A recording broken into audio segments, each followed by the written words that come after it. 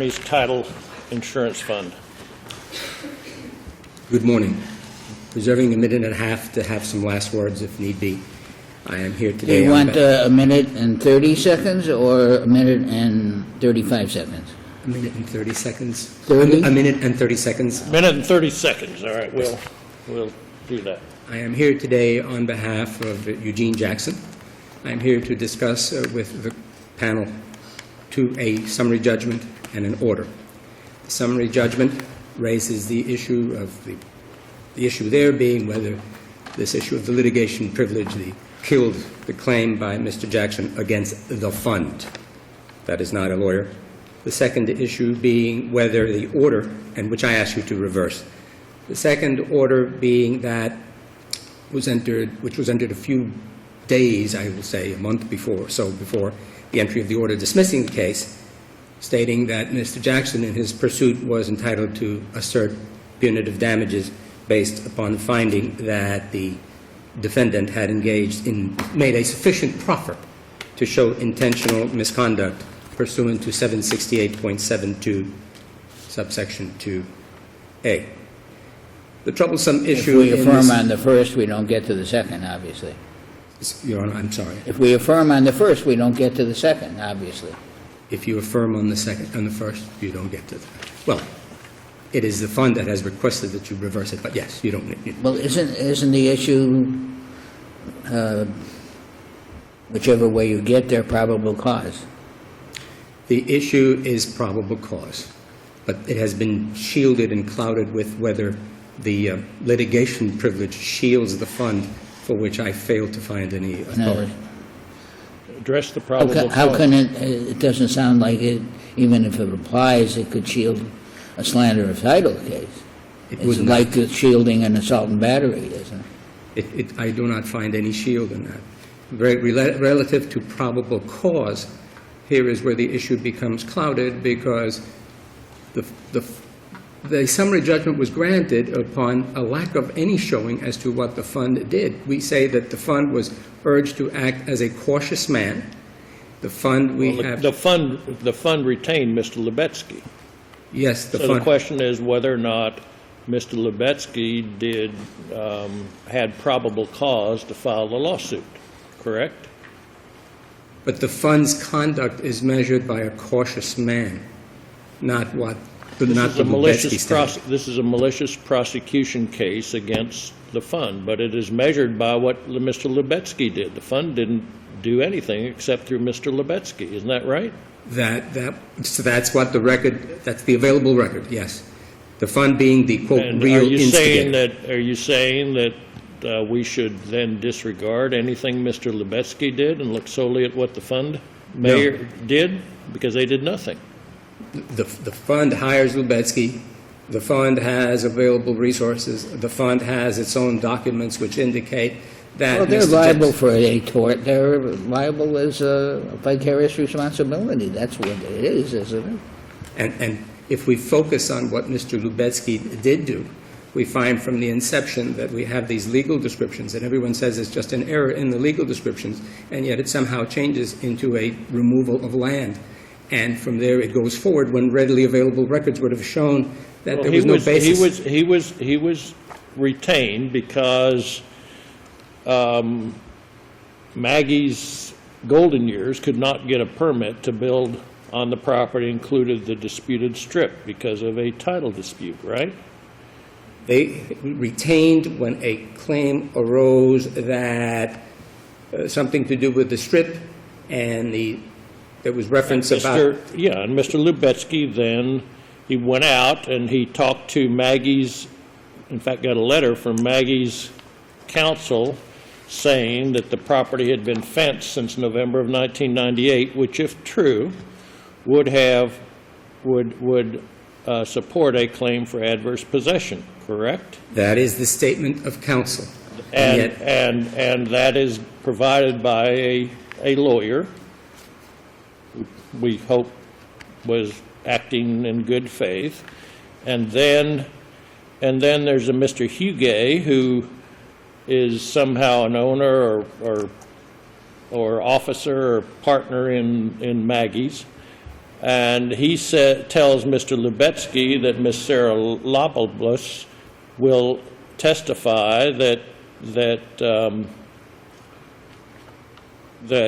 it was more than that the fence was there more than 7 years, and she was part of this business for more than 7 years. And then he goes out and he looks, and at the time he looks, of course, in 2006, that there's a fence, and your argument, I gather, is that well, the fence, that they didn't go look at the pictures, they didn't go buy the pictures, right? They didn't go buy the pictures, they didn't go check with the tax collector. Or the permit, didn't the permit get issued in '01 for the fence?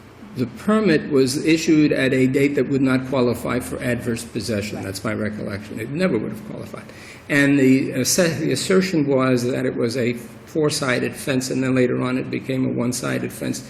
But if you look, when Mr. Schillinger, one of the lawyers, wrote the letter, he said, here, I'm sending you the pictures from the website, including these pictures. And Which are recent pictures, right? Which are recent pictures. I understand that. Which only But invites... what did Mr. Lubetsky not do that creates a jury issue on probable cause? What did he not do that he should have done that rises the level of probable cause, and then get the malice, if you will? Gone down to the tax collector's office and looked at those records. And that would have shown that the taxes were paid by Jackson. By Jackson. But not only that, the actual photographs dating back to that period, which showed no fence. What Those photographs- What photograph was that? Exactly what no-fence photograph are you referring to? And is it a fact that Mr. Lubetsky simply didn't bother to look at it? The photographs for the 7-year period before to go Yes. establish it. And He in doesn't order- go look at those. In order to get those, what does he have to do? It's a public They're not of record. Yes, they are. They're a public I mean, record. public. They're very public. You go down and get them. The ones from 7 years? Yes. More than 7 years ago? Yes, the tax collector keeps those. You can just go down and ask them for it. They'll give them to you gladly. You pay a fee and you get them. I've done it to everybody. I've done it. Well, let's assume that that's all true. What is his obligation? I mean, does he have an obligation to do that, or is it sufficient if the client tells him, the client's agent and the client tells him, these are the facts? The client, the lawyer tells him the facts. At that point, I regard that as hearsay. He's telling you that Sarlabus is available. Nobody goes and talks to Mrs. Sarlabus. It comes secondhand. Go down and ask Mrs. Sarlabus. What case requires the attorney to do more due diligence, which is really what it sounds like, that they need to have better due diligence in order to actually file the complaint or the action? I say that due diligence is tempered with the fact that you're dealing with a highly disfavored action of adverse possession, to which the evidence must be clear and convincing. If you're going to file There that... must be higher due diligence when you're dealing with, did you say malicious prosecution or adverse possession? Adverse What possession. case says there has to be higher due diligence when you're dealing with land, let's say? I'd suggest to you that in light of the fact that you need clear and convincing evidence before you file this and subject the land to a lispendence and write letters to third parties saying that What Mr. case Jackson... says that in an adverse possession case, there has to be higher due diligence? I don't per se, I cannot per se find one. I say that as part of the factual... Is there a case that says in order to file a lispendence, I mean, that's a pretty serious matter, that there has to be higher due diligence? No, but when you file a lispendence predicated upon a quiet title action, which is a highly... Did somebody tell Mr. Lubetsky that the fence was not there?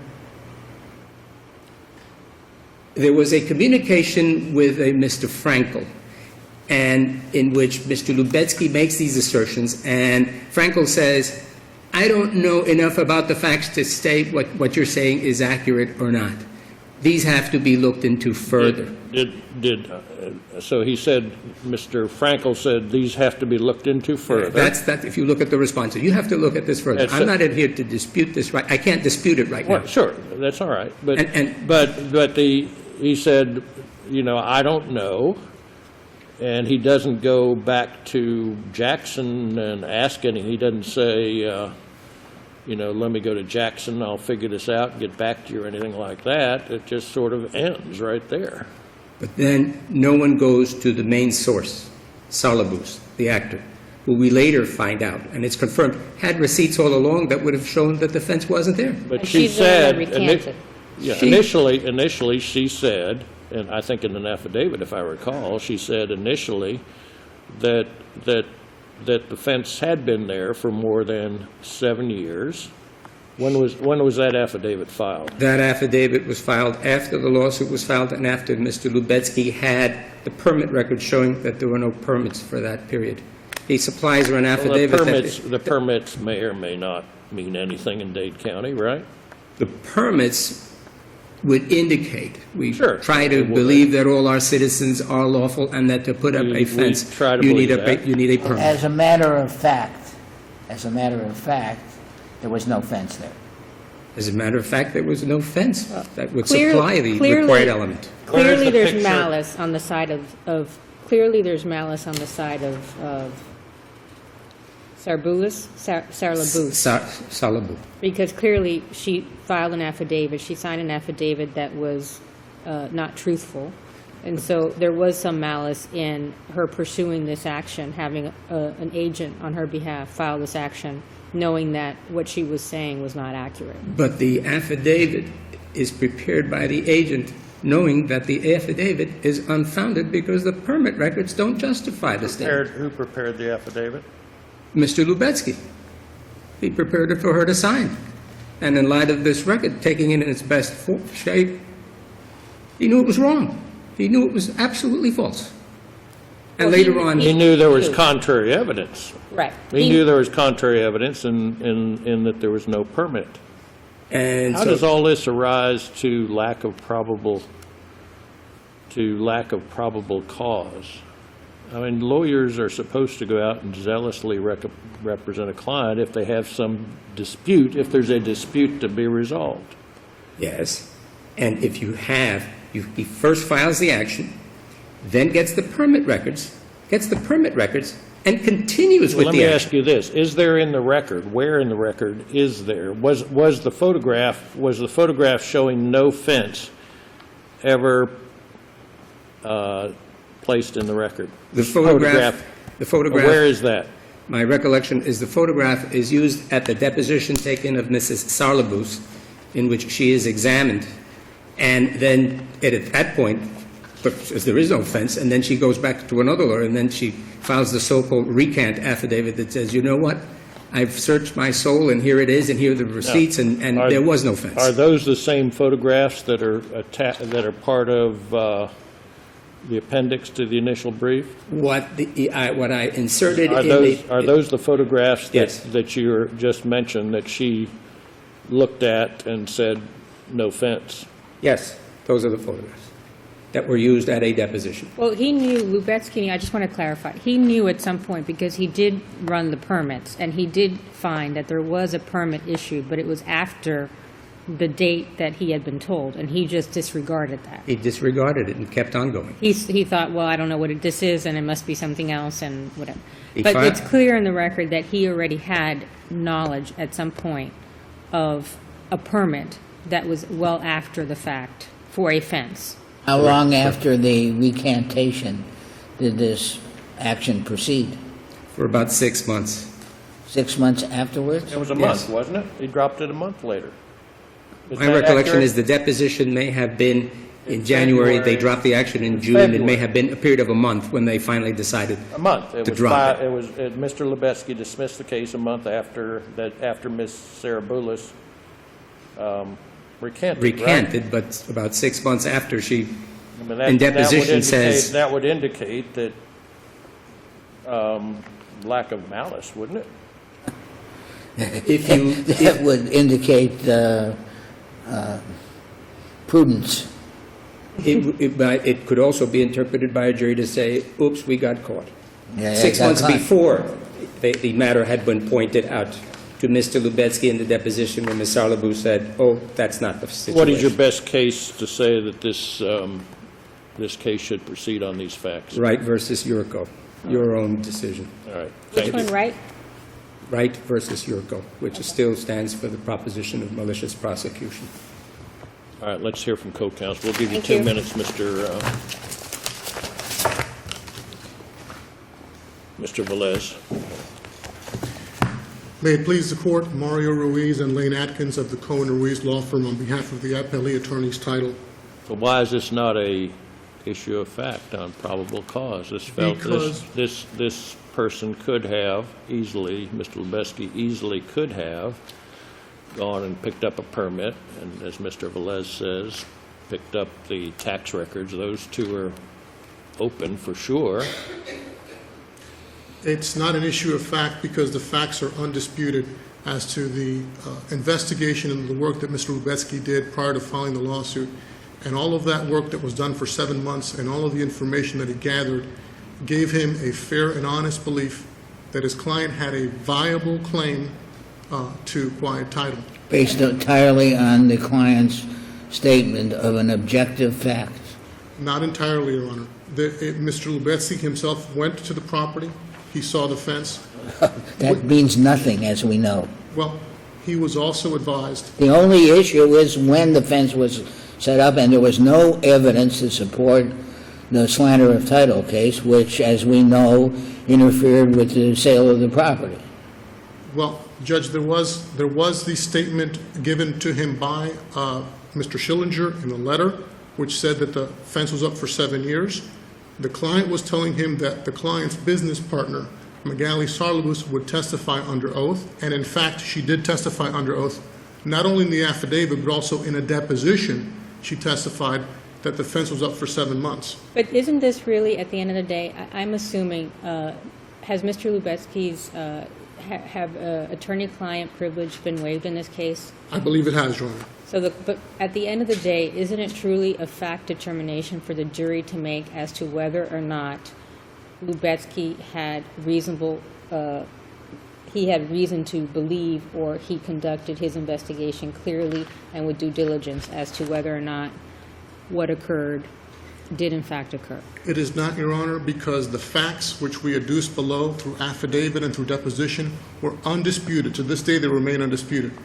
The appellant has never challenged the facts that we put forward which show probable cause. And I would remind you, probable cause is measured not by facts that were learned during the litigation. You measure probable cause by what facts the attorney had prior to filing the lawsuit. should have had. What facts are not only known to him, in this case, that's an oxymoron, because what was known to him was not fact. But also where the availability of evidence that shows that what was known to him was not factual. And again, I mean, Your you Honor, can't say, if your client says that wall is black, and I'm looking at this and I file a lawsuit that against the painting company, it says you have made a black wall here, I don't think that your argument would hold. And that would be- And this is, as we know, this is a serious it's a slander case, isn't it? it was not a slander case, Your Honor. It was a Why quiet, was it? it was a quiet title action, was the underlying action. So it was not a slander of title case, Your Honor. But this case includes a slander of title count, correct? This case before you includes a slander So of why title should count. that not, why is that barred by the statute of limitations, which I understand to Well, be your argument? for one thing, the statute of limitations begins to run when the disparaging remark is published, number one. And number two, Meaning, and by that you mean the date that the lis pendens is filed? well, in the complaint, they focus on the filing of the underlying action, not the filing of the lis pendens, but it's the same date. This is splitting hairs, isn't it? I'm sorry, what is splitting hairs, Your Honor? Splitting hairs. He filed a lawsuit that had no factual foundation, and he interfered with somebody's use of his or her property. And they And- lost the sale. He filed a lawsuit which, at the time, Your Honor, he had probable cause. It depends on how you look at it. It depends on whose representative is speaking. Well, Your Honor, based on the undisputed facts, But aren't there sufficient facts at issue here that are genuine material facts? I Because submit there are not, Your Honor. Let me tell you why. We've set forth in the affidavit of Mr. Lubetsky which were the facts and all the information, all the investigation that he conducted for a 7-month period prior to filing the lawsuit. They are not disputing that information. What they are saying is that after the lawsuit was filed, additional information was produced that they claim and that we dispute. But this is additional information, quote unquote, as to something that existed 7 years before or didn't exist. This is like newly discovered evidence, in which I have just discovered that my cellmate admitted to the crime of which I was committed, of which I was convicted 6 years ago. This is not newly, this is not that. Your Honor, I fail to see Either the that. fence was there or was not, correct? That's correct, Your Honor. It That's wasn't, correct? We know, we believe that to be the case now, Your Honor. Well, why But- Counsel, we Yes, sir. know, we know that. Why don't you just answer the question? Okay, I'm trying to, Your Honor. The answer is, the fence was not there. We don't- The persons who said it was there were either lying or viciously mistaken. Is that not correct? They were mistaken, And correct, Your Honor. before he files a case, which is based entirely on the fact that the fence was there, and there is additional information for him to find out whether it was there or not, it's a fact. And he doesn't do anything except, okay, you understand. Okay, Your Honor, and I just want to point, You understand, to coin a phrase, where I'm coming from, end quote?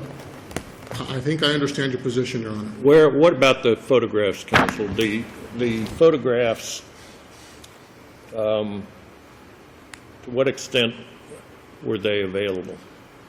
Your Honor, I don't know to what extent they were available. There's information that they're not held The by the county. ones in the exhibit came from Pan American That's Photos or correct, from something like from a that. third party. Which is a private company. And the other thing I would point out about the Were photos, they available? Is there any evidence as to whether or not those photographs were available, as Mr. Velez says, from the property record does appraiser's not office back 7 years or four? the record before does the- not indicate whether they were available. Mr. Lubetsky didn't get them, but I would submit also the photographs and the fence permit are not dispositive of the issue. The fence permit was a permit for 3 sides of a fence, not including the adverse possession fence. So as counsel for appellant, Well, you know, the absence of something is just as important as the presence of something. Your Honor, there was never been a fence permit for the fence, and as you indicated earlier, in Dade County, fences And get you know erected. why there was no permit for the fence? Because there was no fence. No, Your Honor, there was a fence.